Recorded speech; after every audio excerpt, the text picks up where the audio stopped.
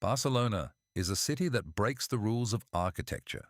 When you first see it through street view, you sense immediately that this isn't like other European cities.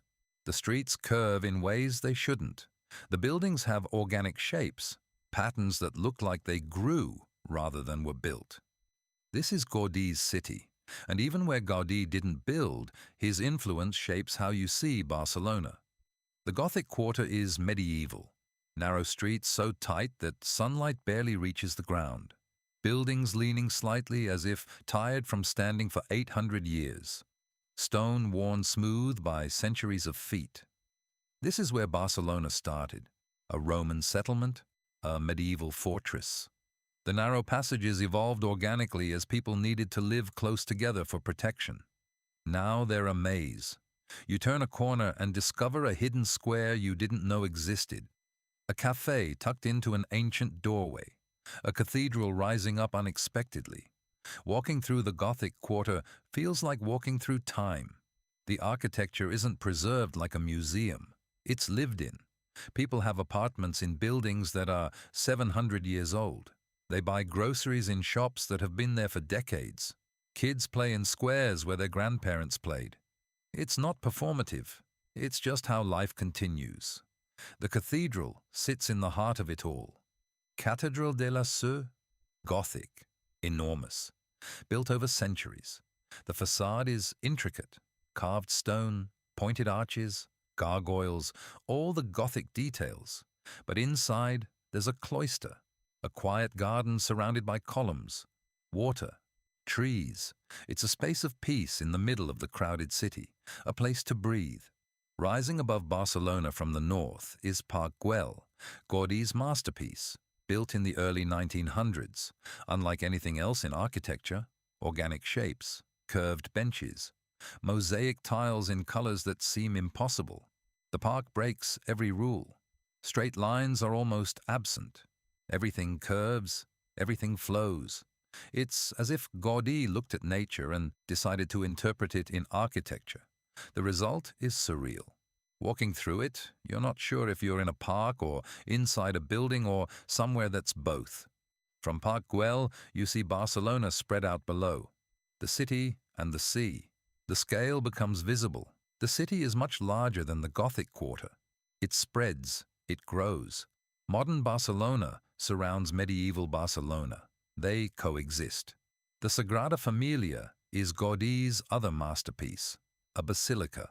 Gothic in inspiration, but completely modern in execution. Started in 1883. Still under construction. It will probably be finished in the 2030s. The exterior is covered in intricate carvings. The spires rise up like plants growing toward the sky. Inside, the columns are organic, not straight. They branch like trees. Light comes through in unexpected ways. Stained glass creates colors on the floor. Walking inside feels less like being in a religious building and more like being inside nature. The architecture serves a spiritual purpose through organic form, not through traditional religious iconography.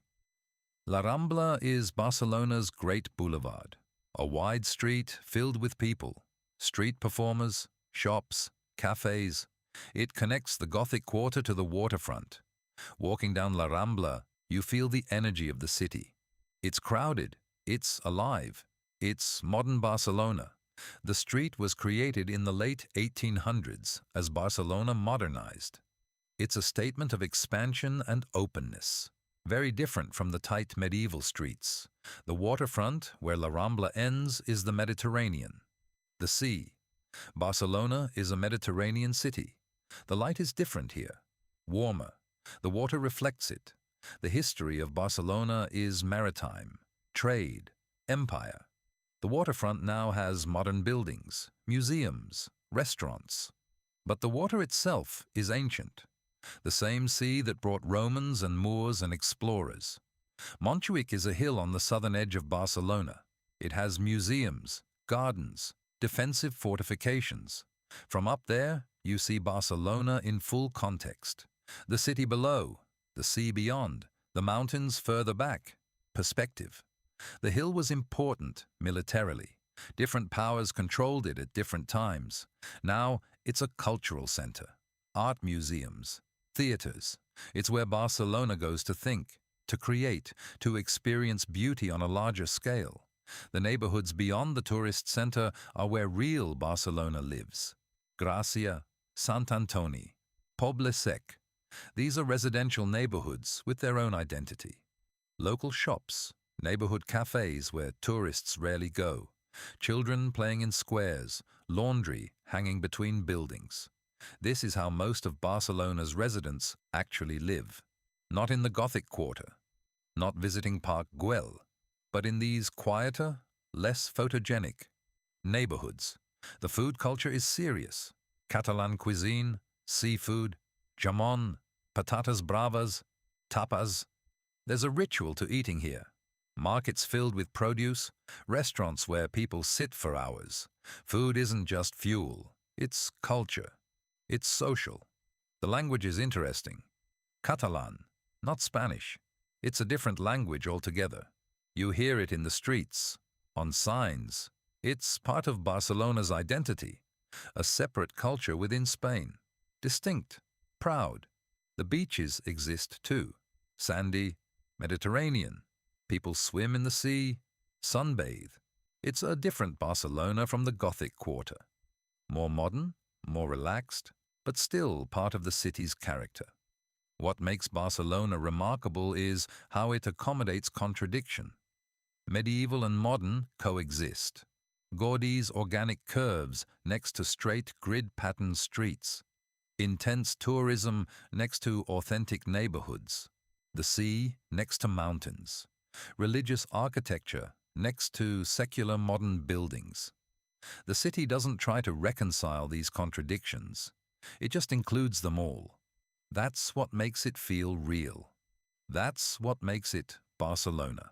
The waterfront of Barcelona is where the city transitions from medieval to modern completely. The narrow streets of the Gothic Quarter give way suddenly to open space. The sea, the beaches, the Mediterranean stretching out endlessly.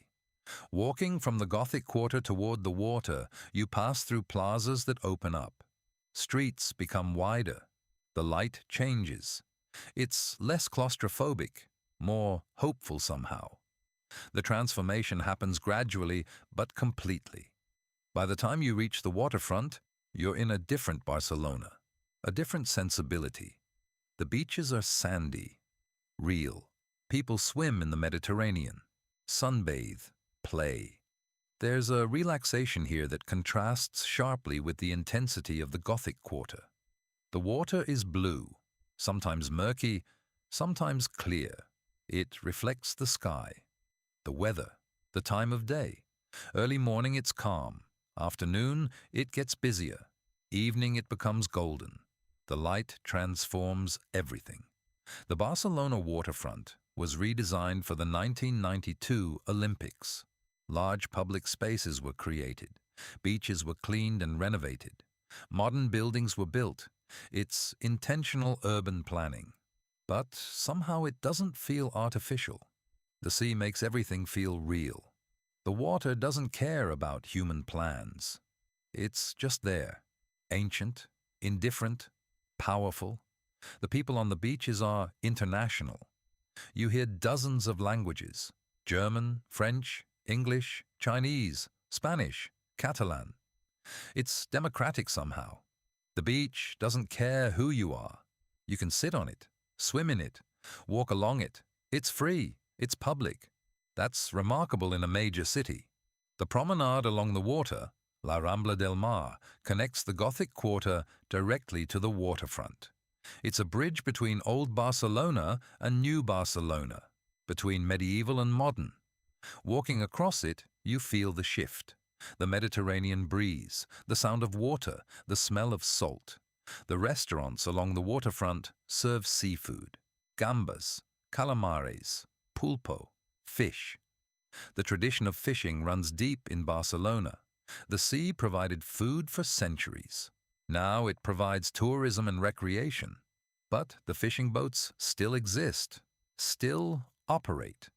You see them tied up sometimes, reminders that the sea is alive, that it's not just a backdrop for restaurants and hotels. There are small harbor areas where actual working boats still operate, where fishermen still sell their catch. These spaces are disappearing, but they're still there. The contrast between the authentic harbor and the tourist waterfront is stark. One is real work, the other is consumption. Both exist. Both matter. The Olympic Village from 1992 is along the waterfront. Modern architecture from that era. Some of it has aged well. Some of it looks dated now. But it represents a moment when Barcelona decided to show itself to the world. The Games transformed the city, made it global, made it a destination. Before 1992, Barcelona was less known internationally. After 1992, everyone knew Barcelona. The transformation was partly good, partly destructive. It brought money and tourism and international recognition. It also brought gentrification, rising prices, changed neighborhoods. The older residents sometimes feel pushed out by the new Barcelona. But the waterfront itself is beautiful. The parks, the open space, the possibility. The boardwalk is where Barcelona walks. Early morning joggers, families, couples, tourists, old people sitting on benches watching the water. It's democratic. Everyone uses it. The sunset from the waterfront is famous. The sun drops into the Mediterranean. The light becomes orange and pink and gold. People stop to watch, take photos, just stand there. There's something profound about watching the sun set into the ocean, about the continuity of it. The same sun has been setting into this water for millions of years. Humans are temporary. The water is permanent. The city evolved.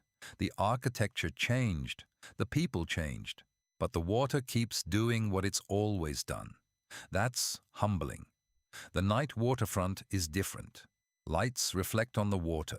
The city illuminates. There are clubs, restaurants, a different energy, but also a vulnerability. The darkness of the water, the vastness of the sea. It reminds you that the city is small, that there are forces larger than human ambition. The ecology of Barcelona's coast is complex. There are small marine reserves, protected areas, fish populations, seabirds. The city has learned, slowly, that the water isn't infinite, that it can be damaged, that it needs protection.